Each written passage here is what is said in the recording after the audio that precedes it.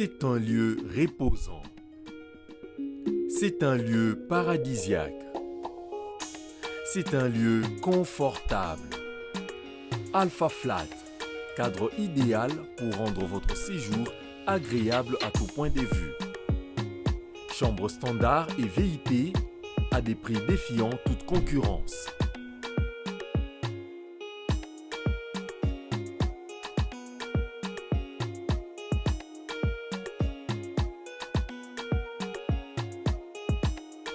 Nous sommes situés au numéro 3 de l'avenue de la Montagne, non loin de la maison communale d'Engaliema. Pour vos réservations à partir de l'étranger ou sur place en RDC, contactez-nous au plus 33 62 89 33 889 plus 243 89 27 31 994. Alpha Flat, vous servir est notre devoir.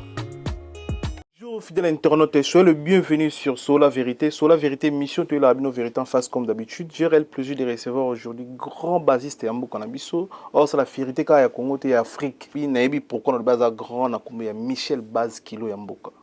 Assalam salam na bien pembi na les rois de la forêt, les lois en Europe parce que voulu na artiste congolais belé mais to lo bila makambu toujours de kana musique congolaise mi to me ko beta pe ma solo ya carrière na ye solo et je voulu ni projet na ye album ne ya vision za ni mais à part wana le lot toza to ça l'émission mo to on dirait live mais bon to confirmant au live après pour nga mo pe na en sûreté mais na confiance ka ya Michel Kombe Aigle le quoi yim to na régie lelo ça dit lelo bozo émission déjà live avec Michel Baz.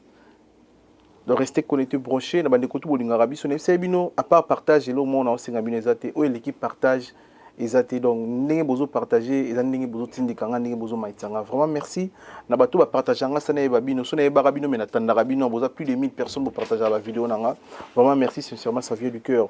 Bota la émission du début jusqu'à la fin pour découvrir moto na yambi aza monene makasi na musique na biso franchement bandeko bo chama tembe na bino tembe aussi la lelo parce que lelo aenda mbote aye vraiment mobimba aye ko loba et puis aye ko beta base aye ko solo là donc restez connectés branchés.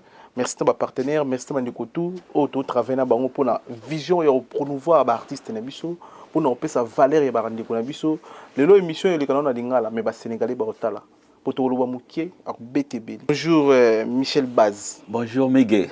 Bonne santé papa. Ouais, santé pépé là. Vraiment ngolu nzambazo batela. Vraiment, oui vraiment mobimba ne baloba na lingala. Oui, c'est normal parce que tout ça là émission on a expliqué vite fait comme quoi que biso ba musicien, tous a trois personnages katina biso. Tous un personnage en tant qu'artiste, artiste côté on est attend to réfléchir ça. Au pays na parler, aux réfléchir, maramni no sala, aux un moment à création. En tant que musicien, ils attendent tous à la scène. Et en tant qu'être humain normal, quand ils attendent peut-être na libota, attendent de fan na boto sola. Il y a des fois où on a sorti ça l'émission na koya sans instrument, mais les lots naïe en tant que musicien parce que à propos on a zanango togoiko débattre ah ouais, et ça beaucoup plus en tant que Michel, il y a musicien si quoi, il y a moni naïe na quelques matos quoi. Voilà, déjà il faut appeler ça ba félicitations. Vraiment comme on a basiste congolais na ba matériel ou biso le na plateau. Vraiment félicitations. Ah, merci beaucoup. Hein. Ils ont logique pour nous, ils ont passion. Au-delà de la passion, ils ont métier, ils ont faire vivre, ils ont faire vivre la famille. Donc, n'empêche que nous avons un peu carré quoi là-dessus. Il faut équiper, ils ont matériel. Bien organisé vraiment. Merci. Déjà dans le début de l'émission, on va tout qui n'a pas de détails sous. Ça va permettre de présenter biso babilo parce que nous avons une machine. Mais sauf qu'il y a des baffles, une guitare, ils ont ampli basse. Ampli basse. Et puis, ils ont basse, ils ont stand et puis ils ont pedalboard, ils ont effet, ils ont outil, il y a billes, il y a notes, il y a instrument, il y a guitare par exemple, les basse, effet, ils ont différents, ils ont polytune, ils ont accordeur, ils ont dynamique wah-wah, effet, il y a wah-wah, ils ont compresseur, ils ont octaveur, ils ont driver, ils ont ring thing, ils ont basse équalizer, ils ont basse chorus. Ils ont effet, ils utilisent la musique. Bon, ils utilisent comme dans le studio, comme dans le live. Mais c'est très important parce que et bah qui ça m'a belé tant toujours bête instrument parce que basse au coco bête on peut car la basse mais au coco il peut utiliser bah effet pour faire évoluer le son quoi. Voilà, na début annonce même si bat nazo hésité. Annonce tanga quoi na boya quoi assurer bat live parce que na chroniquer musicalement parlant mais biloko trop musique to bien noté to buka lokuta to exactive en plus toi sur la vérité. Est-ce que au quoi assurer biso makambo ça le eza live to oui, ben oui, toko le beza live et na yena ordinateur pour aider biso pour épais biso ba sample amike ba beat il était à batterie parce que toko le bela beaucoup plus musique na biso et ba projet na biso et ça na ba wave mo ba simplement na calé wana ya batterie et épais biso na ordinateur na carte son et ça pratiquement menga na en bêta live na bêta vraiment live et ça na ba simplement na ba batterie on a tchena ba percussion et ba épais ça pour accompagner pour épais ça moi peps quoi na live, voilà. Mais vraiment ils ont émission en live tous free tous tranquille quoi tous sur la musique c'est ça biso linga to ba likambo to ebi parce que les tous abo to si nous moto gérer son na image Michel Kombe Aigle donc ça dit le roi yemo professeur pour les autres cours abi eza live donc ngapi na bo permettre ngana se bino ke lo bo za bo to ça l'émission live donc pour professeur yemo à confirmer biso quoi parce que la musique est moi genre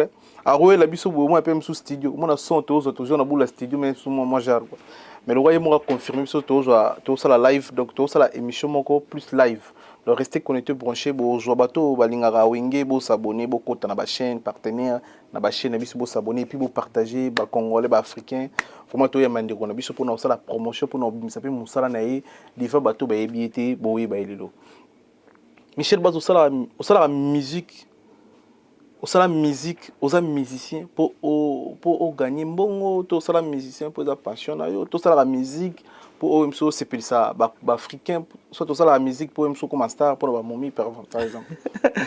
Ah ouais bah, c'est une très belle question. Donc c'est ngana sala musique pas forcément pour na guma olinge lango ba chérie hein. Musique au départ ils a qui passion moni.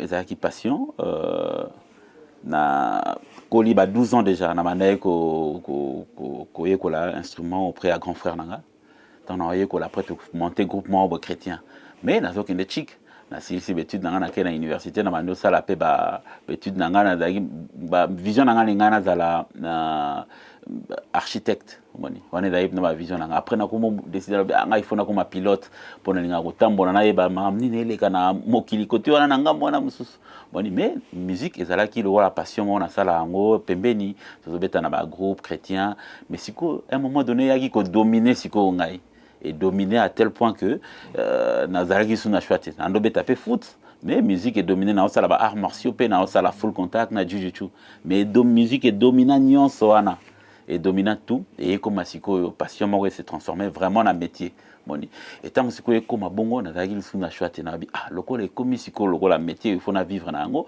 il faut na landango penza tina suka yango monaki na sala ti le loba effort ya go apprendre et puis ko luka ko se perfectionner quoi. Voilà, grand frère et pas dans sa musique. Nga famille ma défunte grande sœur obayebi azalaki journaliste na RTNC Suzanne Lumana daya azalaki chanteuse hier na simana ngai azape ya na simana nga petite sœur nanga yeba noyemba na prendre coup petit frère nanga pe azobeta pe le subas mais à l'époque il y a dagina nous coup bébé peut-être que azalaki abotama na mtea to anobeta ngai grand frère abeta guitare ngana obeta basse grande sœur azoyemba petite sœur azoyemba les cousins abiso mo azobeta batterie donc bon mais entre tes amis toujours religieuse voilà et la musique religieuse mais moko mo na mo bo biso ba ya to comme bo kepe o bete la groupe mo bo na ya ba quartier to sala tout monta projet mo bo quartier bourgeois et zakana mbinza delvoana ba ebi na route la lou après tu obeta na balas des as boni donc ba groupe o ambinza quoi mais base des vraiment musique religieuse il y a moins des formats un peu bien parce que musique religieuse au moni zakana na discipline mo boy et puis ezana genre ya ba style na diversité mo boy assez large et permettra so ça vraiment musicien et que continue à tu ana au fond à esprit facilement très rapidement plutôt moni. C'est ça, mais question de biso to ko récupérer en côté par rapport à question tunu. Lelo peut comme un niveau comme musique yo bondo yo kolongo na ba yaya na ba leki. Lelo na ebité so yo aime so contredire nga célèbre na famille nde bozaki bino to zayo. Ouais. Mais lelo ce que musique yango salango pona sentiment au salango pour se pesara parce que lelo na to yamba kulutu JDT ya bia salane musique pona mbongo te. Salane musique pour les passionnés à quoi n'importe qui ça dérange pas alors ça les musique t'es pas comme musique pour les business en fait on a évité raison yo ko exception non on ça la musique pour gagner pour comment monter bon ou bien on ça musique pour se ça ba congolais tout ça musique pour na pour moi ça me soit ça la pour la momie déjà pour la momie au bioté mais au tikali yo mon ko ça musique pour nani. Non, en tout cas, salutations à Jagi, à grand frère Nabiso et respect na ba propos naé. Donc ga musique est un métier. Non, ça là on le rôle à boulot. Boulot ils permettre nga et ça une passion parce que na linga ngo. Donc en même temps dans ça là on le rôle à métier. Métier ils permettre nga n'engé papa bima na tongo à fonctionnaire à kendara et objectif est à pour gagner l'art, à faire vivre famille naé. Donc gata na ça la musique et ça pour na gagner l'art. Bien que ça passion na lingango mais ça le rôle footballeur ça la football pour gagner l'art mais à ça là pour lingango et ngape na musicien musique et ça métier na ngana ça là pour gagner l'art et la musique et ça na ba branche na ngwa business na ngwa c'est-à-dire tant aux producteur tant aux musique je produis aussi tant on a produire ça on a produire pour ça et pour gagner l'art ça wana ça côté business tant on ça la management parce que na ça la rapé moi mon management par rapport à habitude na tanga management ezali na kosa la pédile mon artiste mon boy na orienté quelque part na sur pédile mon na 15%. C'est un business et permettre nga pena gagner l'art wana na faire vivre un peu famille nga donc en même temps nyon c'est na kati na osala ngo lokola business et sa passion na linga ngo et na osala ngo lokola métier pour na gagner na pour yango te permettre nga na un intermittent spectacle na za payer le fonctionnaire à l'état na pôle emploi spectacle mon azar rémunéré ndengwana et ndengna outia par exemple dans la yé dans on a reçoit la wana kasi yam te permettre ngana payer loyer nanga yam te osala ke soki mwana nanda ko epsinga papa basket nanga da ce madame asinga mais écoute chérie to beta moi tout to ke moi restaurant pona ko tsalibo auto carte bleue na ozongo e pla wana et ça na ndule donc na sala ngo po et ça métier et puis pour permettre ngana vivre na gagner là lelo oyo potro ba bien na lingala osali suka et biso ba congolais te lala auto sala tournée américaine oti ba koto ba Brésil ba koto likolo ba koto Amérique osa sous musique pour na biso te et c'est la raison pour laquelle otika musique congolaise opona au travail na bato nyonso ba américain ba français pour musique na biso nde toyoka kande ba lobaka mbongo ezalaka te parce que lelo oyo stabilité aux anango franchement je te félicite déjà na festa qu'on a début et puis na télématique ko festa na banda ko féliciter ka yo parce que lelo ko za organiser nde aux organiser boye basiste congolais na même na poto à tout ça boza mingiti que basiste to guitariste a bien organisé na matériel tout ça na musique na biso za mo passer parce que toyoka déjà mbongo ezara na kuna te tout monde a pe ba ninga na ba confrères no mususu ba camarades ba collègues no ba guitaristes bazana ba matériel yo eli biso te pona osala musana musique na biso tu ba raison pour laquelle les tindo travailler na étranger et ça pour musique na biso ezara na mbongo te. Non, c'est pas qu'ils ont un mbongo te mbongo ezali mais ils ont mal réparti et ils ont organisé te moni musique na biso na mbongo musique na biso na mbongo dans le sens ceux qui te par exemple à Kana Kinshasa to qui écoute ta Congo mobimba te Kinshasa ka nombre ba bar nyonso ezawana par exemple au moins ba bar nyonso ezawana ba betara musique ba lexara musique na ba bar wana ya ba musicien ya Congo ba musicien ya Congo wana soki ba bar wana nyonso bandai ko déclarer musique wana ba beta ba zu yango nyonso wana ba lekisi yango na l'état et l'état est créé ba organisme où ils ont récupéré l'art wana neti ba sasem awezala ba komo ba mbongo wana bazo reverser yango pa ba musicien au moins que ba musicien ba s'en sortir ba dans l'art tout ça combien na mboka wana tout ça plus de 80 millions d'habitants na Congo wana et ceux qui congolais tout ça te divisant par deux parce que tout gol ba tout ça pena bana tout chaka ata 80 millions ata 20 millions à pambakaka de congolais ceux qui karabazi ba sombi CD moko au moins artiste wana maman comme millionnaire azibalar donc ça que organisation des machines où il peut permettre ba musiciens ba se sentir heureux ba la aisé et endetté machine wana nde eza te organisation omoni bastructure eza te en place soki batie bastructure omona siko mbongo mpenza ya musique mais malgré ça omona pa mpe kaka ke basystème mosusu ezali oyo esalaka ke bamusicien s'en sortir mais généralement ezalaka beaucoup plus oyo bakolo baprojet oyo bazoya na nsima koaccompagner baartiste wana bango nde bazalaka na mwa du mal parce que makambo eza mal réparti okoz bacontrat moko ya deal par exemple il y a 10-15 000 balles napesi exemple tout bête to 30 000 balles omona azofuta musicien $100 ou $200 omoni eza équilibré mpenza te mais ceux qui sont bien équilibrés eux qui bastructure en mboka par exemple nakoloba ceux qui l'état azwi alobi ke non groupe nyonso ya Congo et s'affilier sikoyo na bastructure wana ki bayebi bon migi orchestre noko monango nini orchestre nako monango kinzambwete ok kinzambwete muzika bayebi ko wana combien de musiciens travailler na yo baza 10 musiciens wana tu enregistré bango et yo chaque prestation na yo ceux qui sali deal na producteur moko X producteur wana il faut signaler biso concert yo beta et cacher ni combien ko pesa yo et dans cacher wana yo ozana peut-être 20% au eza versé na l'état tant l'état reçoit 20% na to 30% apesi yo wana zongseli o yo mais wana ayebi sikonde ni okata la wana pona ba musicien pona 10 musiciens wana et 10 musiciens au fuba ya reçoit la oleba reçoit la pa migi na maboko boy bakenda na banque par exemple ton organisme wana apesa bango chaque fin du mois bon moi au bino betaille combien de concerts do betaille 4 concerts o ezala ki boy kota 10% na ngwa ba sali ba répartition oleki na banque ozula na au 100 potes autant que OK n'est pas migi wana za moko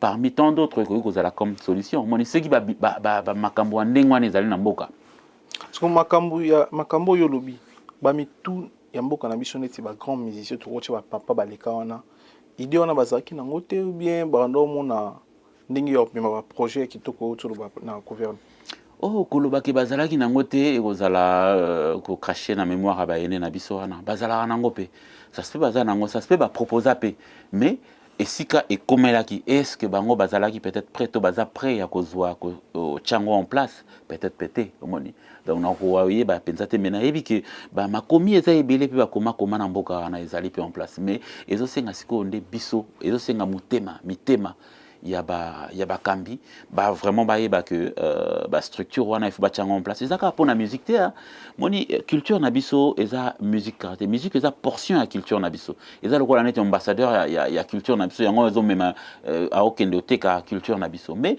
hormis musique tozana ba sculpture tozana na ba ndenge ya kolamba na biso ya kolia na biso tozana ba makambo ebele ndenge ya kotonga na biso moni nyonso wana il faut ezala na kati ezala structuré awa sokotali par exemple ba ingénieur de son bato nyonso bazana art baza bango tout va se retrouver na pôle emploi spectacle biso nyonso za rémunéré kuna na pôle emploi spectacle moni parce que structure ezali structure moko eza oyo kanga bato nyonso bazana domaine na culture moni donc yango wana structure wana ifo ezala mais bakonzi na éviter ceux qui baza peut-être mais ça se peut peut-être que bazo bundapé tout va proposer bango na éviter mais je pense qu'il est temps quand même parce que to artiste peut ngana olobela car ba musicien te artiste en général hein et la culture na biso ba souffrir peut moi trop quoi il faut qu'on structurer na magam ouais il est temps maître Gims Telo ambassadeur ya musique mboka na biso est-ce que avec maître Gims ba projet to ba vision oyo lobby eko se réaliser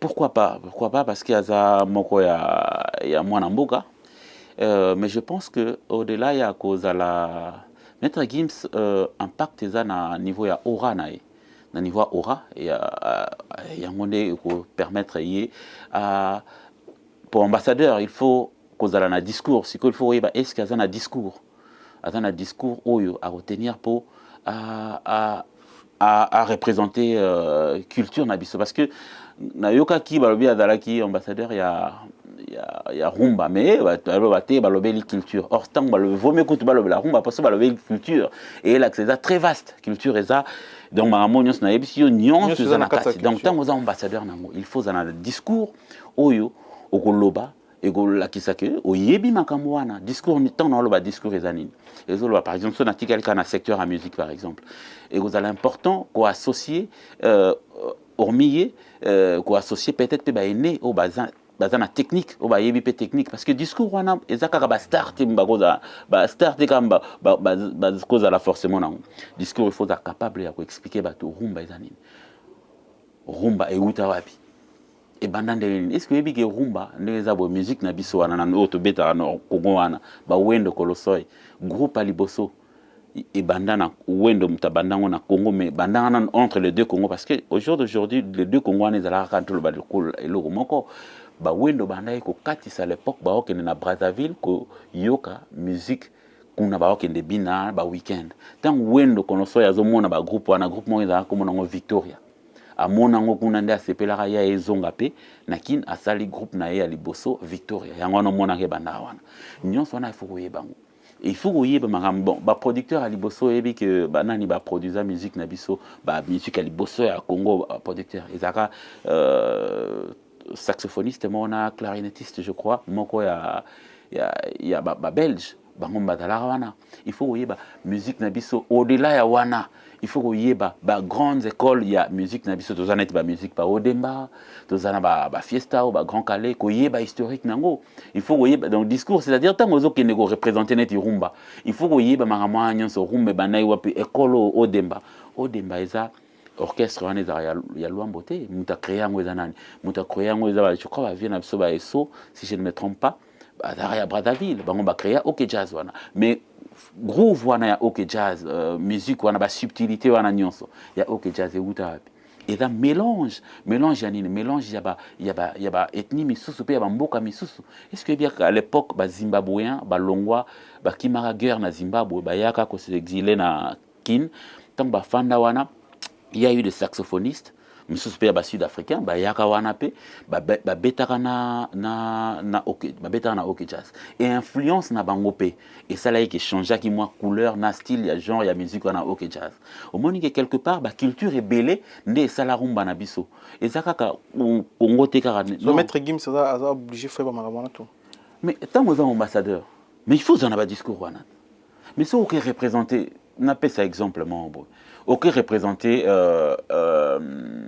entraîneur tangakena par exemple na conférence de presse soka qui a représenté équipe na ba poser ba question nyonso a expliquer équipe maladi na ngweza wapi et ba ndenge nini tactique ni na jeu bozobeta mais il faut expliquer biso rumba ezanini ba subtilité nango ba grille harmonique nango il faut en avoir discours on a raison pour laquelle ngana oloba c'est très bien parce que maître Gims azana côté mo est très important sur le plan business et ko apporter marambele mais au-delà yango je pense que azara maye les poils ou kapé ko s'instruire mais n'empêche que ba kogi ko associer na ba grand lokola ba vient na ba relema o baza capable ya ko zana na discours o ba ko loba pona musique na biso moni pona au discours il faut ba technicien ezaka ba artiste belé pe na Congo o moni ba siliki mais non so ba pesi bango belo wana ba ozala peut-être na discours wana te discours il faut loba il faut expliquer et c'est important il faut défendre rumba il faut défendre ngo rumba ça utana ba high life ba musique wana ba ghanéen ba na bando ya kotonga ba raya ba train wana ba mélange wana nyonso ba culture na ba langue mais yo po yo kolonde ozo tangisa biso boye parce que na début na biso ba tuke oza professeur oyebi bela à part marambo ya ba guitare boye tala lo ozo bakisa biso maile na bato ba otala biso ba o ba yeba kité po nyonso yo yebi ngo ndenge ni ozo ki on a classe to selon histoire ba betela po ba mikolo je comprends. Oh non, nazala curieux de le bas âge.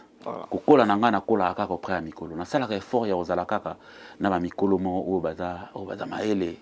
Na pasara ton nanga na otanga ebele na tanga mingi et na posera ba question à chaque fois que na ba aîné na posera ba question na tamola na téléphone nanga na notaka tout mam tout na sala vraiment effort ya ko traîner na ba kulutu et pendant des années na yekoli na poussani au près à ba mikolo. Et belé donc il y a monde sali que na ekola makamwana voilà il y a monde sali oyo kola makamwana maison mère entrer dans la maison mère pour ira azona que sobitela gani pour ira azona orchestre lonyo sala ko CP sans mutema le roi de la forêt aipsanga na beta 7 bon aipsanga ku sa beta 7 pourtant na yaki na taki cha test mais azala kité ezaki na ba moi. Après ce que tu as dit, il non, il y a un jeune là, Zawana, a donné un tabac fort. Ah bon, il faut na yokai. Tant que na yokai japonais, Badaina Flamme, je crois, Flamme atika qui guitare, te Flamme azwa qui guitare, atika qui guitare à côté de ma pemene nanga, japonais siko azwa qui, Flamme adaina solo, ouais, japonais azwa qui siko accompagnement. Le temps pour devenir sonné na si c'est que le bateau japonais m'a beta déjà net gimmickement à détente. Tant à doper sango, tant qu'à na bandiga à seben, ah. Des gars via les limbas moi via comprendre que son type vieux père bassiste a tapé basse donc ayoka qui a comprendre que son type que jeune les qui azana groove wana penza o ko sala que to zalana et to encadrer to avancer quoi. C'est tout rose le robet la première fois. Ah bon là on peut ça quelques idées il y a groove il y a nini. Bon, on est à Tchena, ma beat peut permettre biso. Tous à swing wana. Na betara événement quoi.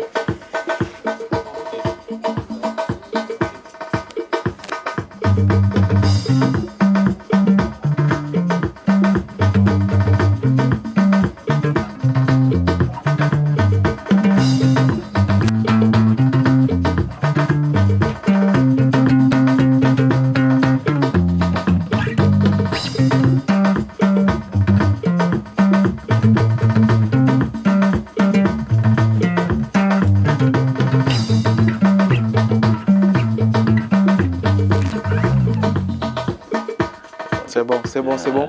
Mais lelo guitare basse. Tu t'aimes non maramanso ni toya non? Guitare basse et baxa ni na musique. Est-ce que soy pesa te musique betam? Non, pas forcément hein. Basse à koki kozala comme kozala teza na musique et ça la marape sans basse. Ouais. Basse pe azana rôle na et basse azana rôle na et basse yaka na assise yanzemo. Au moins na musique toza na rythme, toza na mélodie et body. Donc rythme ba ça va batterie mba yaka na moni. Et mélodie et ça tout ce qui est ben instrument local ba piano ba guitare ba yaka na harmonie basse yaka na côté harmonie aye ko sangisa rythme wana na ba mélodie wana po epesa harmonie mo wa bien moni basse comme ta ya ko sangisa bango siko nyonso wana donc azana rôle azaka na rôle ya tapis neti yam to soutenir siko soubassement ya makam ndenge dala rôle na est important na générique est important na rumba. Il est important na rumba, il est important na générique, il est important na ba musique et belé. Ba rapper peut utiliser la basse. Ba utiliser la basse et belé, ba américain ba linga ngo, ba c'est ça ba très sensible na basse, ba anglophone surtout. Ba utiliser la basse trop quoi. Ba c'est ça instrument très très important. Mais pourquoi basse et ça la 4 fils? Non, au départ et salami boué. Mais bah ça là il y a 4 cordes mais les lots évoluent hein bah comme on a basse il y a 5 cordes des alliés il y a bah 6 des alliés même si bah exagérer à coup bah ça là bah 10 donc c'est-à-dire bah doubler au moins 8 coups va doubler oh il va doubler en mi balai oh va doubler en mi balai après comme il va délire mais 4 cordes et tika vraiment meilleure basse parce que ça va standard avec ça ça n'a pas logique nuance mathématique ça n'a katia permettre au bêta au accompagner très bien quoi. Michel Basimbara base wana bon parce que aux PC biso de lobby lengi moko tout à l'heure là tout yeba aux a formé par les rois de la forme aux a parmi ba artistes au en son format sincèrement voyez na fauteuil jaune monter monnaie à la ministre pour l'on a pembolati expliquer biso parce que les comme formateur et tout ça la moi kita trop yo de kana maison mère tant yaka maison mère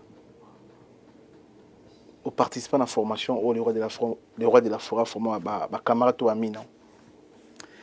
Oh, c'est vrai que naza un peu triste il y a au monde que une nation locale à Congo toujours à la focaliser na ba débat stérile. On a ba débat stérile. Dans un respect à ba ene nanga lokola ba vina bisonsone ba vina bisorambo parce que ba ça ba deux grandes écoles et ça là que ngata nazokola nazoyekola musique na oyoka ba projet ba bando réaliser ba wenge ngana releva banzemba wenge banda bo mwana banda liboso avant qu'on akota na wenge parce que nazaki na guwa na oyoka dide masira na sepela na ebeteli na e makaba pe lokola grand bassiste ando beta ba basse na ba disque belé a wenge na ando sepela na ebeteli wana ezaki na côté moko un peu neti ba antier ba camerounais ngana ndo linga musique à recherche donc nando sepela nango moni na yekola esika wana et pas vena bisolo roi ba rambo ngana yoka ba album lokola ba loi ba enena ba partie basse ba accompagna ba disque wana ba beta donc et ça biloko e permettant appeler lona comme on a ça Donc na intérêt moko te o eza ke na ke ndokota na débat moko boye ya banzoko déjà bazana bambiaka banzoko et ngana na nganzete ba ba pembeni so ba obundanga na kotango eza assez stérile. Au jour d'aujourd'hui, il faut faire évoluer des bases. Pourquoi dans le bibo lelo il faut au lieu to banda local formateur ceux qui encadreur to banda local nanto yeba bani nango nyonso wana basi eza nango kaka objectif ezaka pona bienveillance ya ba artiste. Le plus important ezani to bana otala ndenge nini viensone lelo bakosangana tana virambo basala featuring lelo batie biso rumba wana ekomi nini immatériel ya UNESCO kuna patrimoine omoni. Donc sikoyo tango batie biso déjà wana et après au le biso total et après biso tozo réfléchir na après tozo réfléchir na discuter au lieu to bana obule rumba na biso ne ekomi bo il faut to lukato sala sikoyo ba makambo to koma makambo belé to koma histoire ya rumba wana to yeba lelo vient na biso rochero banda ko répéter na tipka wana ko koma pe musée bo sala ngo pe musée mongo bo sali pe ke ba tango ba to ba roya ba touriste ba roya vient na biso lombo makia de bando répéter na une des trois ne ko koma pe musée wana batu bakoya ba touriste bakoya lelo tozali suna ba groupe moko ya kala te neti o tozala neti ba OK jazz existe rapenza li soute na ba doyen nango ya kala et ça peut-être le bantou de la capitale ya Congo Brazzaville et dans ngambu kuna pour rumba na ba le belango ya deux rivana donc batu bako katisa kuna bakende ko interviewer ba ancien wana o batikali nano wana moi makambo photo sala ba yeba ndenge nini bako sala rumba oyo évoluer donc tellement ba polémique te na ba débat eza ba débat moko stérile ngana benga no mona te moi Michel na ba na oyana banoba na dala encadré to na dala formé non eza na sens te to tellement wana te mige ceux qui muto ayeli bino pebo aider biso bo aider pe ba te belé parce que to tellement wana te ndenge za bo lokola ba reconnaître que ça patrimoine mongo boy poto nyokwama ba West Africain ba linga jamais to musique na biso wana dans la reconnu bon les ndenge to za reconnu wana et après ezanine et après ezaki mokili ekolinga koya sikoyo koyekola koyeba makambo na biso mais makambo na biso ba koyeba ngonde ni so ba ye na Congo ba moni bo wana na musée te o ya musique wana rumba ba koyeba ngonde ni tsuba ndio tuna ba nani basala rumba ba guitariste nini ba beta rumba bon OK ezana école moko boito universitaire munene États-Unis Berkeley et linge sala sikoyo kezo ba musicien ya rumba wana po bakende kotangisa rumba kuna to ba ye ba professeur na bango ba ye po ba ye ko la rumba bon là que ça va ko fandi migende omoni beta awate il faut bozana ba méthode bozana ba manuel ba méthode na bosani c'est le moment où on est il faut to banda ko réunir bangangu ya mboka to banda ko réunir bango totala bino yo branche na yango yo s'occuper na o to banda ko koma totala ndeni to ko sala ko recenser bato na nyonso ba sala musique wana ba guitariste ba bassiste ko tala méthode na yo eza nini ya basse o esala rumba po rumba eza ba makambo belé ba rumba makwandunge uta kota bangola ekota il faut koyeba makwandunge eza genre nini o dembe eza genre nini fieste eza genre kokoma yango banda na ba percussion nango na ba batterie nango na ba guitare nango na ba cuivre nango manière na bango ko beta ba grille harmonique na bango c'est-à-dire ndenge nini ekendaka ba schéma na bango ya ba corps wana nyo il faut yango na nde top fanda wana il faut total ndenge nini bako sala ba studio netoyoka ki Gims alinga proposer studio c'est très bien c'est une bonne idée mais au-delà wana ezana makambo belé est-ce que studio de Gims a proposé ça prioritaire lorsque to tona ba saleté et ça peut important tout ça peut dans studio parce que oui studio studio matériel boy dans studio acoustique et le qu'on a siko yango ezanga biso yango monanga botala ndeni musique on to sala on a kin mais ezoko kanaka atena musique à poto mais c'est parce que na poto avant ça la studio ba bengi sara ba acousticien bato basala ba acoustique aroyana na sali étude yana noana bato na ba rapport à déplacer aro sala mino devient à 100 000 balles parce que ceux qui a salé acoustique est bien il y a au moins attend ba sala studio au moins na matériel à teza il y a et belé bon on a musique et ça la bien parce que acoustique son ils en ont bien or biso ce qu'on amboka au moins na mutum so azana larna et belé à commander matériel et belé tout le monde a commandé matos et qui type kin mais bon on a gâché studio boy ba tchanga na parler mon boy ba eko belé to ba aya tchaka ba chiffon mon to kumbela moi ni tozana mentalité à to kumbela to lega et pesa oh kotaka na profondeur te tozaka ne problème na biso yango wana moni mais c'est important parce que toza vraiment na problème pe ba studio so kelelo au moins na ba studio eza na ba plugins ba effet ba tout bona ba to baza na moi retard wana et ba to baza penza formé te voilà na tout le long moyen vite fait il paraît il est sincère nous en il y a pas de souci monsieur qui est bien PC le côté mais il paraît ne bozaka na studio obi ke yo enregistré l'album est belé na ba musicien belé ya mboka na biso il paraît bino tout presque ba musicien o accompagnant bolanda lignée à Koffi Olomide c'est-à-dire si vous enregistré album bozo attend yo ka musique à Koffi Olomide bozo ba lignée bozo banzela nini Koffi sala ki bino bozo sala autrement beaucoup baxra nini beaucoup ça éviter so les vrai version les vrai ou faux non c'est faux non c'est faux. C'est faux de Golanda. Non. Virambo aza respect na viwana aza alambiaka na mamandulu na biso mais tant que ça la musique. Non, ils ont obligation de faire la musique, ils ont œuvre d'esprit.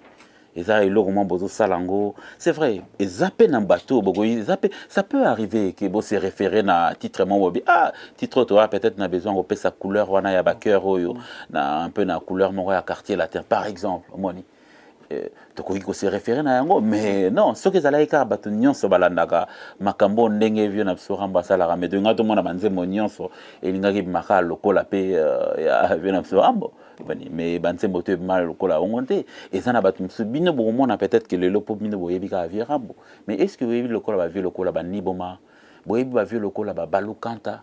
Mais ce sont eux où on est na couleur on a na quartier latin parce que quartier latin tant ils ont enregistré à l'époque vieux na Rambo tango ça la musique banani bando yembela ba cœur ba refrain ezaki ba vieux ana ba balukanta woni bato wana tout bango bando yemba na et bango mutu ba pesa vieux pe nini couleur wana ya musique wana au sala ba forme wana donc peut-être que yo quand ça kinga nazo yoka na se référer na Virambo mais nga na yoka na se référer na balukanta to na ko benga balukanta pour un grand spécialiste na baker na ko benga bié ba yena Luciana omoni ba yé mettons ba sali eza couleur oyo bango pe ba tika ki pe côté mongo boy o Virambo pe azwa a développer on pe na ndenge na donc omoni eza to ko lo bateka que non eza non to et aux nations c'est sur le bon.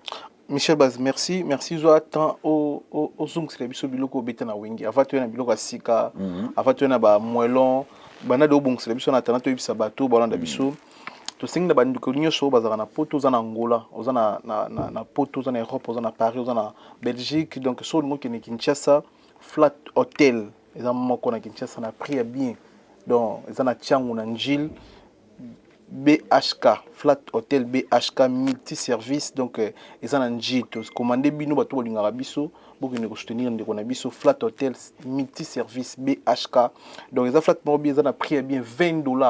Donc c'est-à-dire 15 €, 18 €. Au cours s'appelle réservation à partir de France, toi à partir de Kinoko benga numéro pour lancer la réservation, ils ont 0033 641 999 pardon 641 99 77 29. Donc Flat Hotel BHK ezawana eza ya vena biso Djibril Biyake donc Flat Hotel na ba condition bien so ngo kende kin over na no place bien na njilwa na changu et on sabiso vrai bien bokende wana bo soutenir ndeko na biso atongi mo na Paris atongi hotel na bien numéro na bino na pesi bo benga Djibril et on sabiso suka na président toujours ba biloko no ya wingi maison mère et rappeler batu et faire rappeler batu la musabatu quoi so na beti ngote mokile oboya donc telemela ngaka ke loko na batutu ba senga ngaka l'air général wana tana beti na baluki na kei na zongi bazongi na ngaka wana donc yango na ngopesa batu seben nango wana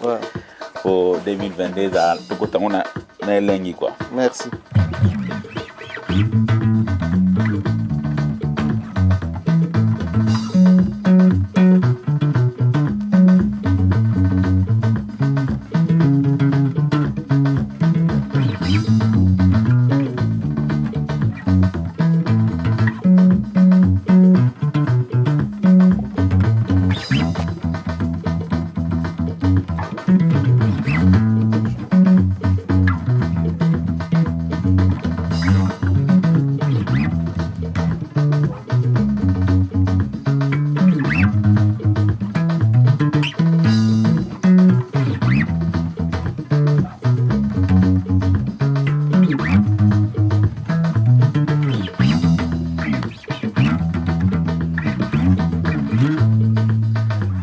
Very Bandia, Nana.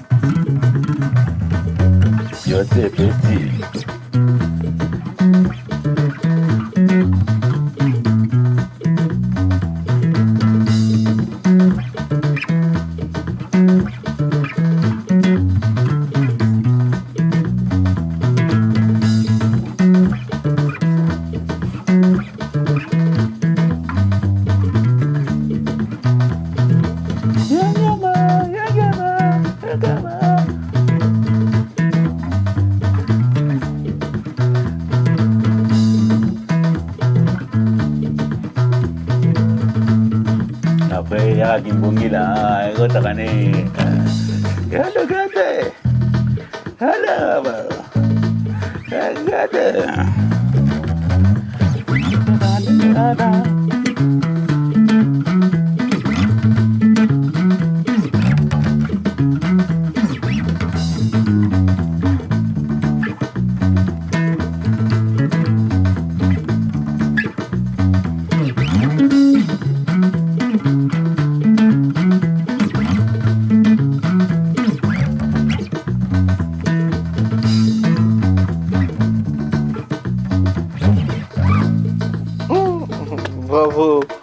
Bravo, professeur, bravo. Joyce Service Traiteur, spécialiste de la gastronomie africaine et de la gastronomie française.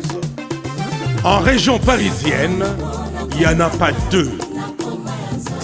Joyce Service Traiteur, une adresse.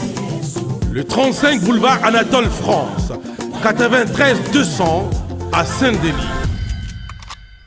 Pour tout contact, composez les 07 68 18 0041 ou bien les 01 48 41 65 92. Joyce Service Traiteur. Loboko ya maman. Joyce Service Traiteur. Kolamba Ezaïna Bakolo Nengo. Pour vos fêtes d'anniversaire, mariage et autres j'en passe, contactez Joyce Service Traiteur. Vous avez facilité, hein. Mais n'habitez générique qui période nabino na période bien sûr nana camarade na babetara base lelo na wenge Gino base au samsani bien. Mais pour que nous na flamme, tu sentir différence. Et pourtant le monde est développé, il fallait tout sentir grande différence. Bino boba takala batasika bena mama ela sika ba iPhone zo baksama ma mezo baksama même. Tout sentir bino na ba flamme époque na bino na génération ba master babeta na maison mais batasima. C'est pas pareil na génération na bino. Ni nezana. Parce que flamme azalaki ozalaki kakola za bien ba master lelo baza koko comme na niveau bino ozaki noté par exemple. C'est vrai, vous en avez raison. Au moins par exemple na beti basse, na batterie kaka na percussion, ba guitare solo ezate mais au ka basse c'est na expression. Et dans le langage basse azoyemba dans le roi basse yemba mazoyemba du début à la fin et ba ligne basse au moins na mutakuri que mimé ango peut retenir ango. En fait, problème est dans que génération alelo Tozana ba très bon musicien, ba très bon guitariste, ba très bon bassiste, mais mingi ba qui beaucoup plus na musique chrétienne pour ba zapper dessus ya mon mode de fonctionnement aller londenge fonctionner na musique pop na biso moni. Mais ba oyo ba zap beaucoup plus na musique pop na biso et za ba tout monde na ko lobanet ba zaneti banetike ba belate. Pour oya ko kota na groupe à l'époque biso tango oya tozoya tango avant na ko beta na wenge.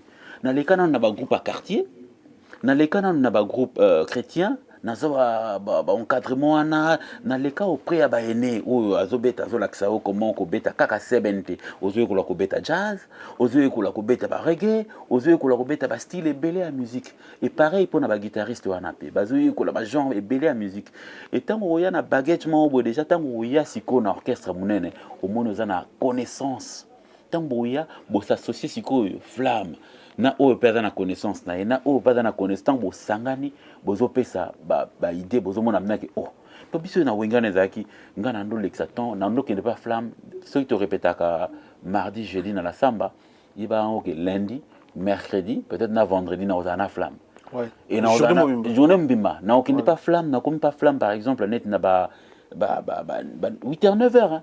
Tu fais une flamme dans le salon, tu canapé, tu es en plein abus amitié, tu vas bêta. Donc vous travaillez en fait. Tu vas bosser. Donc toujours. Au lieu de le tout le monde va ranking, Sarah solo dans la ranking au. Voilà, il y a un débat stérile. Mais vous travaillez vous faire évoluer vos projets. Vous tombez la projet.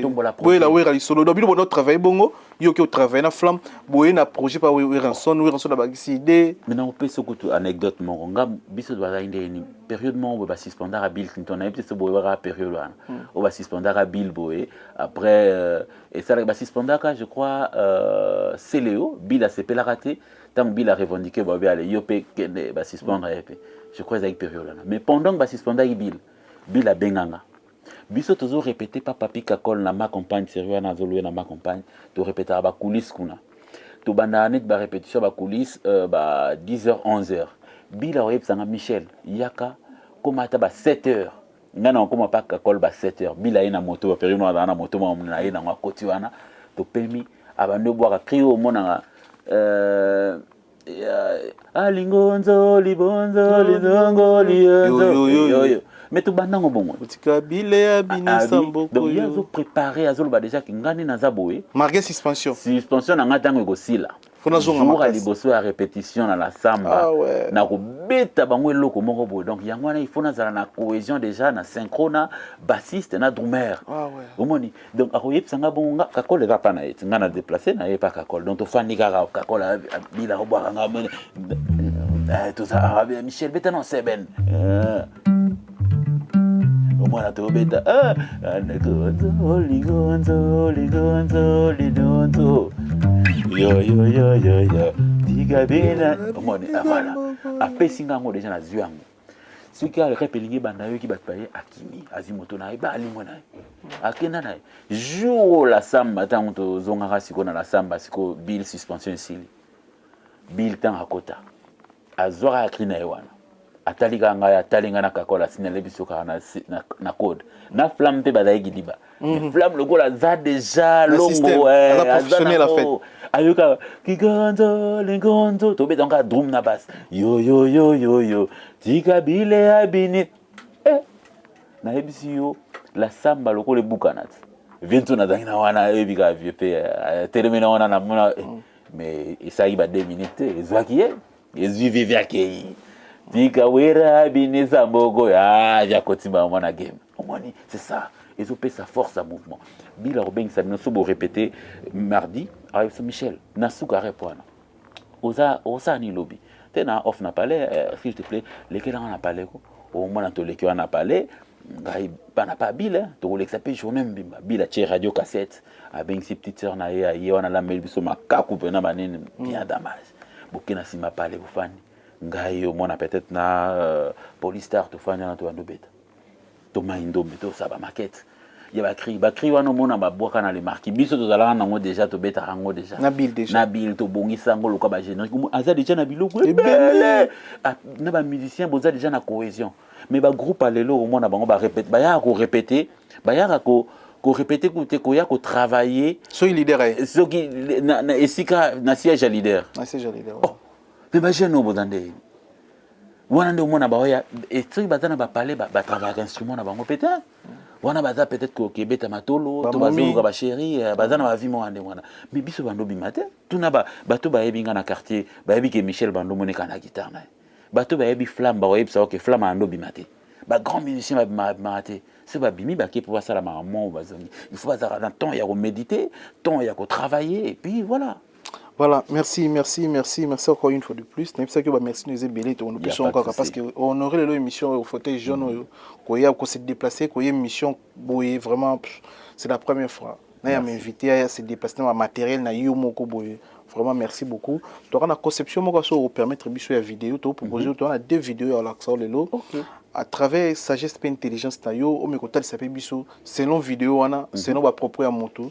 Ok. On me éclaircir biso parce que moi le monoko ndeto ça l'émission boy makamuso so ba malam makamuso pe emso bat muso ba mona ngoma be mais ngana to munyo malam na habité ils appellent ba artiste pe ba ça la émission ils ont choqué ba ninga muso pe zo choqué té bon selon intelligence pe sagesse na yo à propos de la vidéo to chila yo au pe sa biso biano na yo to point de vue na yo nde ba français ba lobaka.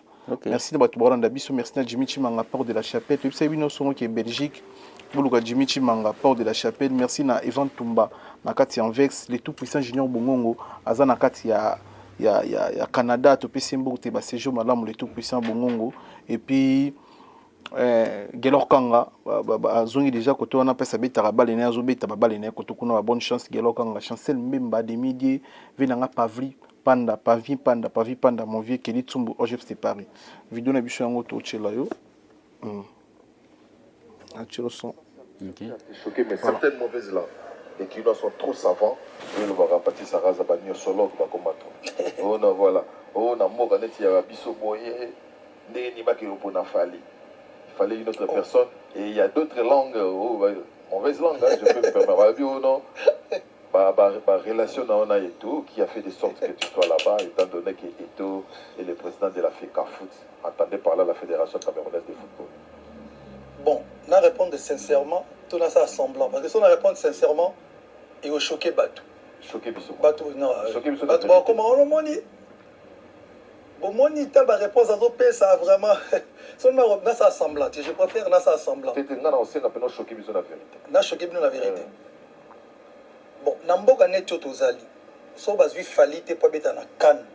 Net na ouverture ya Cannes. Ça dit so monde que fallait être bonté. Tant il y a deux bons oh bazo mériter mieux que ngai.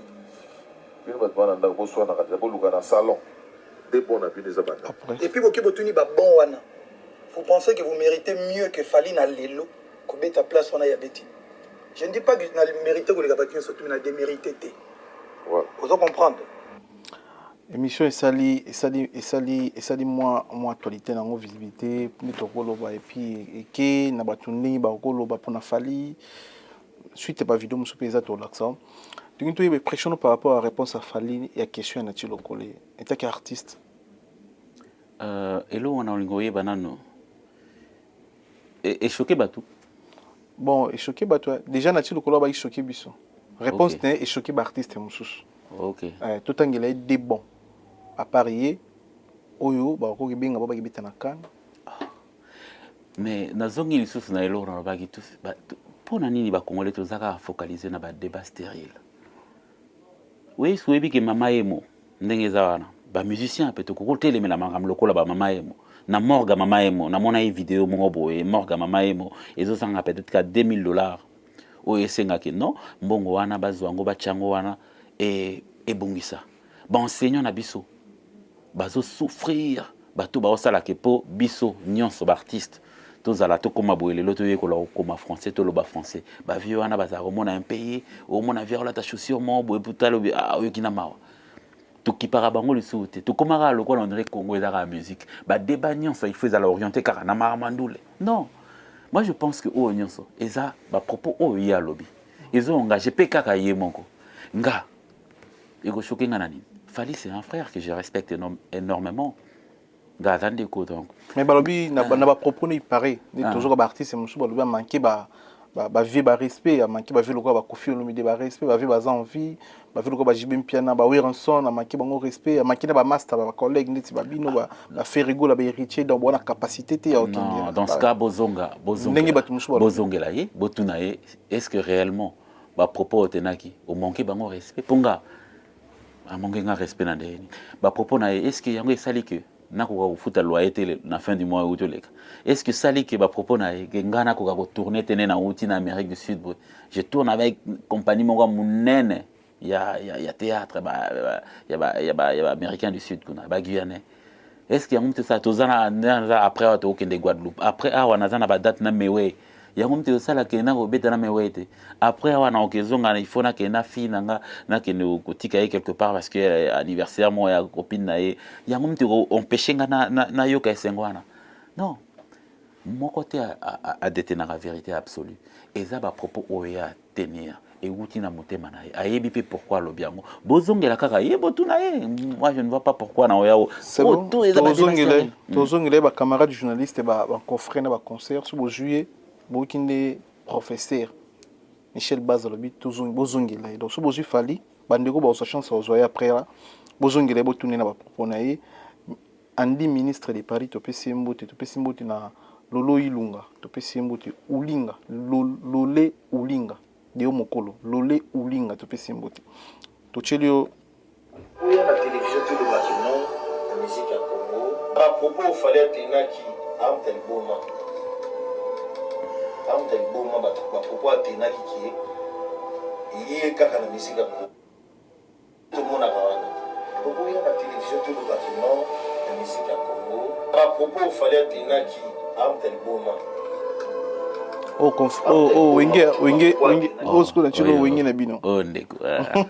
grand maillage. Bah propos fali au toto laxo, c'est le abi fali dans les boma à traiter fali les boma na télévision. Wenge bo fonctionner bongo to eza msuye pas siliki moni yo siliki noté. Moni ya to moni ke ya to kolo to ibsa ba to bele matiti nyoso eza ndunda te mibali nyoso te bazandenge moko tu vois. Ba mi sepe nyoso te bande mo yo to chelo vidéo pour to chelo vidéo to moni va proposer des anons différents tranquille to chelo ko email alias a loba yo fara loba c'est le pe ba tuna ki a lobby fali za liboma yo pour lobby fara loba parce que le lobby stop ma rabat mabe ba polémique et tout ça polémique et utara na invité so ga lobby mabe ya ngone ga polémique bisto ça comme ça là makambo ya lobby biso to kotia na mutu ta loba yé mo mza lobby OPC lo fingi fali liboma pour na ba proposer eza c'est le mais comment on a essayé de traiter mon collègue musicien de Boma à la télévision? Déjà tout à l'heure, quand on l'a vu qu'il va propos oyo, et artiste binomo moluka. Moi je pense que les binopé ba chroniqueur moto bozo aggraver ma campagne. Beaucoup de gens l'exemple peut bêter en karatan ou yami moto local artiste monen local c'est le grand artiste. Pourquoi quand il faut retourner les questions? Beaucoup retourner pe maram il y a projet na album na beaucoup mo décortiquer ntembo moko ce qui émission ça la 1 heure. Ce gazan a 10, gazan a 10 chansons. Il suffit qu'il y ait un Nzembo Bossa et Lango 10 minutes. Il y a qu'à décortiquer un thème dans le thème Nzembo a expliqué thème et pourquoi on choisit ça qui thème wana et thématique et album na wedani. Moi ni tant un artiste bo côté na ben mon robo o ezaki a ko ma pe kunate et nyon so na pe bo mo na makambo na tout beaucoup calculer en ngotene na tout à l'heure. Et ça ba débat mon robo formateur. Oh nini. Non. Ignon soit on a pour la bienveillance, il y a artiste, on n'a pas comme bien sur un cadre qui doit former, peu importe. Mais le plus important, c'est que le débat, il faut évoluer. Moi, je pense que le débat, il faut évoluer. La thématique, il y a une émission dans les années. Et la polémique, ceux qui veulent dire que l'émission, thématique, la polémique, net, na mona amour et salama en Côte d'Ivoire, ou on a au lingo, on a tesoro yo, on a baro tchela yo, thème mon sujet mon la polémique. Mais ce sujet la polémique, bon ça tarder là-dessus. Moi tu sais polémique. Mais oui. Les aïeux peut inviter. La sensibilité peut être différente. C'est ça. Mais comment on déconne c'est le lobby pour na contacter mon inga. Non, moi je pense que Zara peut-être que voilà, se sentir Zara sensibilité na peut-être que Monique il y a ces pays na moté, tu vois, à ces pays na moté à réagir le lenyoana. Et na condamner pété le col à réagir wana yémon aibi pourquoi réagir le lenyoana. Voilà, merci Michel Baz. Comment on a souké émission mais avant tout comme Bestra dynastie comment on a dit le fabriquer moellon. Moellon. On a eu sur la moellon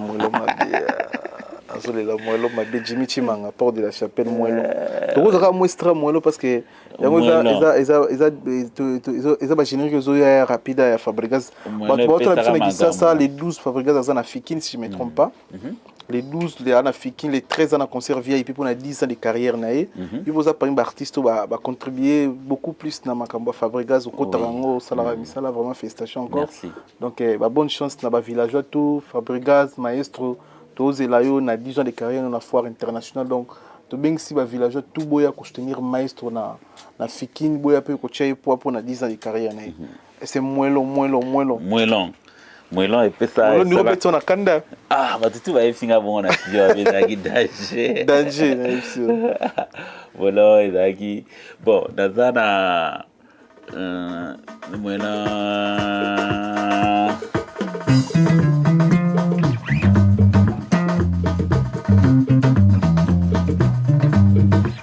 Les doba.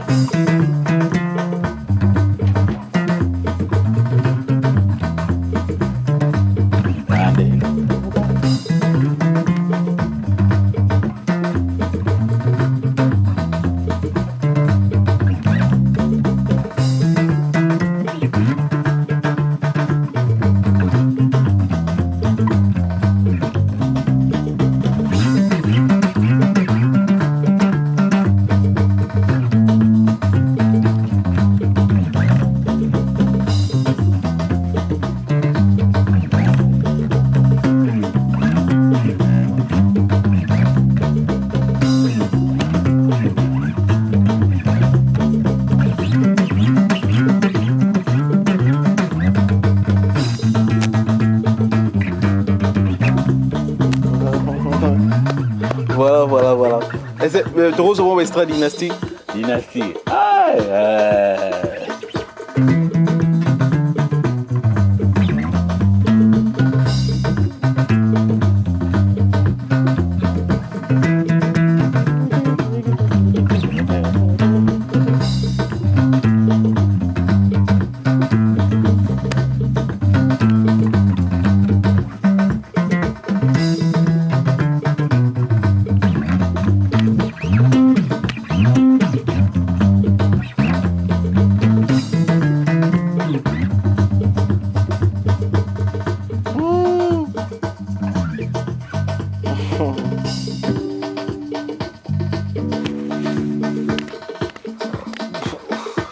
Mais la dynastie, on dirait Flamand Zanga. Bon, remarquez quand même, dans tout le vérité. On dirait Flamand Zanga, la feeling. Mutumoro Tagogulba, Flamaza, c'est un très très grand musicien. Un très bon musicien, un très grand musicien. Dans le bar, on a une émission comme ça, confrère, on a opéra, Flam, artiste mort très rare. Il y a des artistes au bazar, ceux qui ont un projet. Il y a un aura, même la lumière dans un projet pour un projet qui est liboso. Donc, Mutabongo, c'est normal que tout le bac est manqué biso. Mais n'empêche que ça la paix au ça. Mais c'est vrai que Flamme sera ça la qui paie, quoi apporter paix, quoi apporter un plus. Mais vraiment, Flamme a mon caractère dynastie, a mon caractère bisonnion sopé. Dans le projet Pekara dans le projet Misusupe. Heureusement, dans le projet Flamme a intervenu. On a intervenu dans le projet, mon titre Morosa, Afro-Jazz, Boroyo Kango, dans le Bima. Intervenu dans le projet. Mais on est beaucoup plus jazzy, genre. Voilà, merci, ça y est plaisir à moi dans mon colalelo. N'invite chose dans bateau corps merci Bambote. Dernier message dans bateau balinga rayo, bamona wapi balando wapi, Instagram, YouTube, Facebook, soyez WhatsApp, c'est possible pour nos fanatiques dans bateau balandi bichon. Vraiment plaisir à trop, Miguel déjà pour l'invitation à yo, on a s'appelé à trop. Merci encore une fois et puis bonne année pour tout le monde on a IPT depuis le début de l'année. Et message ezaka que au nyonso bazolinga ko soutenir Michel Bass hésitez à s'abonner à la chaîne YouTube nanga eza Michel Bass Mistango donc na Facebook naza na comme Michel Lumana et naza na deux comptes on a compte nanga mon et compte nanga artistique eza Michel Bass Mistango donc MR plus loin NGO na Instagram pareil Michel tiré du bas Bass et puis plus loin et kangamana MN dans messieurs ngo on était Mister Ngo en anglais donc s'abonner boya bon mon projet na biso to combien de niveau déjà projet na biso projet on a participé en tant que réalisateur tous un projet à Merci avec Fabregas Dynasty na Dynasty tous un Radar P et donc le projet à Dynasty o yanga moko titre nango Cornac eza façon moko na lingaki na la kisaka basse na biso congolaise eza basse moko oyo ekoki ko fonctionner na ba style nyonso ya musique à monde et donc tant na benyo mais la dynastie dans nzembo na dynastie na zabe na nzembo oyembeli na Ah, na embeli, na préféré na bomba, on a pour l'instant la surprise. Bon, on a embeli. Ferré, à Embi, Ferré m'a sali lead ya chanson ana, na Nasti, et puis Nokolia sa sali solo vocal, Yama Bialope a sali solo vocal wanabe, et ils en a parti moko, ya Jacques Foyemba. Ah, non, imité. Ah, non, imité. Donc je pense que l'année na zongi boue, na oluka moyen monto, ça tous un rendez-vous naïe pour à poser les parties naïe quoi. Voilà, merci. Donc, tous les langues, tous les langues, petite langue d'année. Titre d'ango preuve par neuf. Pas preuve par neuf, là dessus. C'est que ce pour esa équation mon ce qui yo par exemple balinga qui yote moi si azo s'adresser na basi mosu sazo ça va que non. Yo ce qui mobile na linga qui yote yango e ça batu que non bolingo existe raté. Non, c'est faux. Ngaya linga ngai. Preuve par neuf. Preuve par neuf. Voilà, tous les langues bango yo ça biso qu'on a plaisir. Donc, mon appel les padres fait rigoler à nous, c'est bientôt déjà dynastie Zobima dans tous les langues.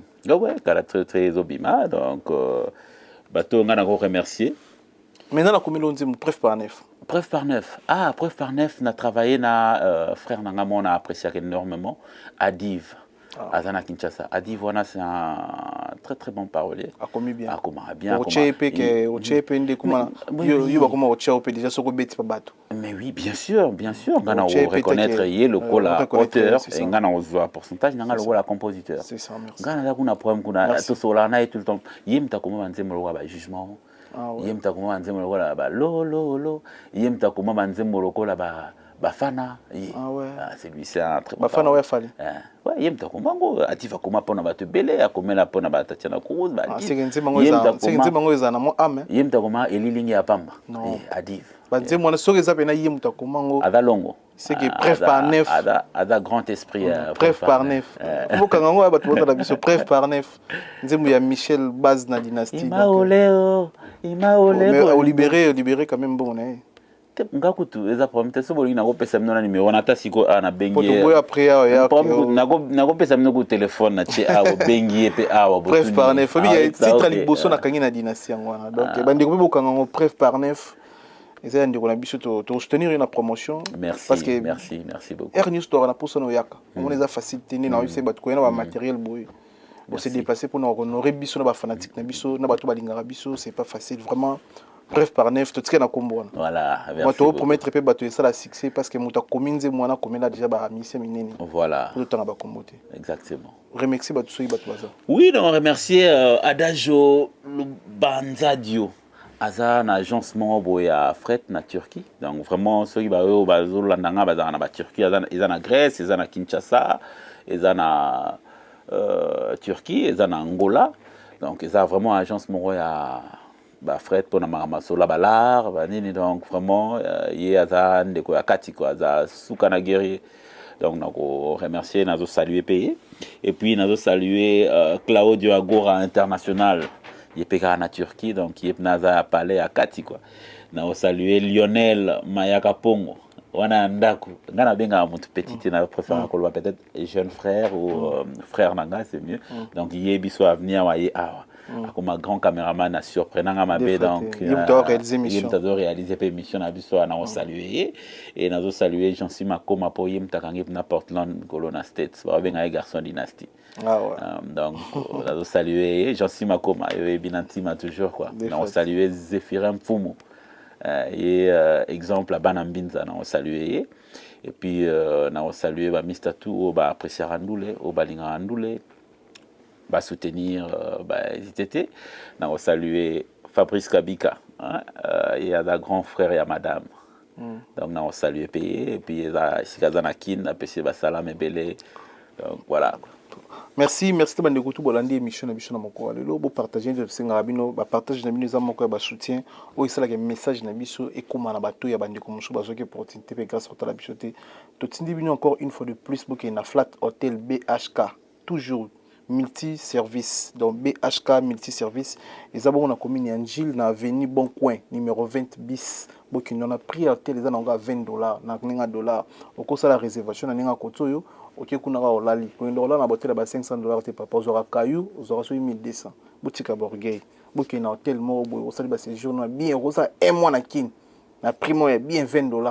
na kati ya njilo eza na mosika te na gare eza mosika te na arrêt de bus donc mpona osala baréservation obengi numéro toopesa bino 0033 obengi 641 99 77 29 obengi numéro wana eza numéro ya Djibril bayaki aza mokolo hotel obengi bosolo osali réservation hotel eza na bacondition eza na climatiseur eza na mbeto frigo eza propre eza classe eza kitoko groupe électrogène na monene eza na njilo na hotel moko biso tokeki tokomelaka wana donc bino mpe bokomelaka wana olokende oluka bahotel ba 200 400 dollars papa ozwa moto économie mayele timba merci Michel Bass. Ah, Miguel, vraiment, merci beaucoup. Nous voilà. Et ça que biso ba être humain, to bundara na eloko moko ba bengi orgueil. Ouais. Et orgueil wana tant que to longola ngote parce que wana eza na kati ya être nyonso humain. Donc ce que longoli ya ngote yebaka eko rattraper yo eko sala que okoka ko traverser sous ba palier msute ya vie. Donc tant to mataka na vie, tozozwa. Ah Miguel, tant ozo mata. Yeba yango ke ikoma na stade moko boye soki ekomi kuna na apogée esalaka okita après donc sikoyo soki ozomata yebaka kotala baoyo ozokutana na pembeni na bango opesaka bango mbote opesaka bango bambote osola na bango ndeni ngai napusani na likolo wana ndeni napusani na likolo pourquoi parce que ntango okoma kuna jour okosala chute wana sikoyo soki opreparaki yango bien te oyo bakosala ke chute wana ezala beaucoup plus atténué eza baye oyo baza opesaki bambote wana ntango bakokweya vitesse wana omoni soki ozokweya likolo kuna bato batali yo boye baotiki oleki colonne vertébrale ebukana kaka ntango okomi na se wana mais soki ozalaki kopesa baye bambote ozosaliwe donc omona bango bakotya maboko boye ntango okweya bakiti yo pa okiti normal omona ntango okita okite tranquille donc wana eza neti exemple ya vene biso didi kinwani asunga bato trop bato pe bazosunga ye kaka vous comprenez donc voilà des cas donc ça c'est normal donc il y a encore un gana lobako merci message est commis botikali malam à la prochaine